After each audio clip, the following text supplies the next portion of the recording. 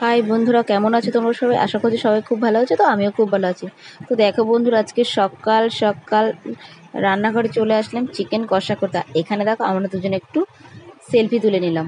তো বন্ধুরা, আজকে সকাল সকাল একটু রান্নাঘরে এসে আমরা একটু চিকেন কষা আর পোলাও বানিয়েছিলাম।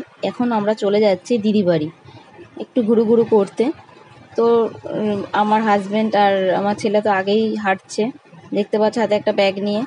তো দেখো আমি চলে যাচ্ছি। এই যে দেখো কত সুন্দর মানে দোকানপাট আমাদের এখানে আশেপাশে, খুবই দোকান এখানে, মানে কোনো কিছুর জন্য দৌড়ে আমাদের কোথাও যেতে হয় না। চট জলদি কিছু করতে চাইলে কাছাকাছি সব তুমি পেয়ে যাবে, জামা কাপড় রান্নাবান্নার যাবতীয় জিনিস সবই তুমি পেয়ে যাবে।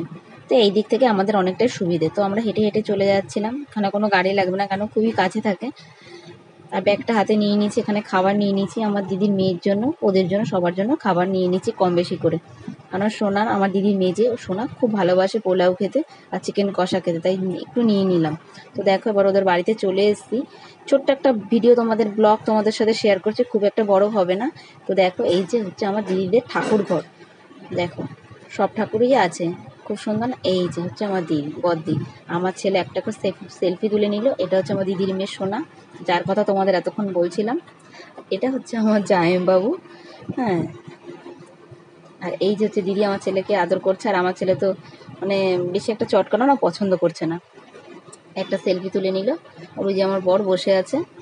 এই যে সোনা হাই করে দিচ্ছে, হাই করে দিচ্ছে। এই একজন দেখো পেটটা নিয়ে আর হাঁটতে পারছে না। এই যে এটা হচ্ছে আমার বান্ধবী, আর বান্ধবীর হচ্ছে মেয়ে।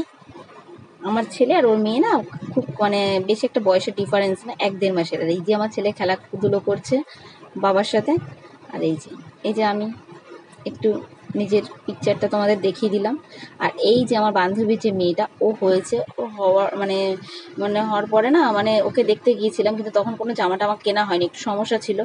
ওর অন্নপ্রাশনে গেছি, তখন গিফট দিয়েছি, সেটা আলাদা ব্যাপার। কিন্তু তার জন্য এবার যে পুজো রয়েছে, পুজো তো আর 1-1.5 মাস বাকি রয়েছে, তো অ্যাডভান্স আমি জামা ওর জন্য কিনে নিয়েছি।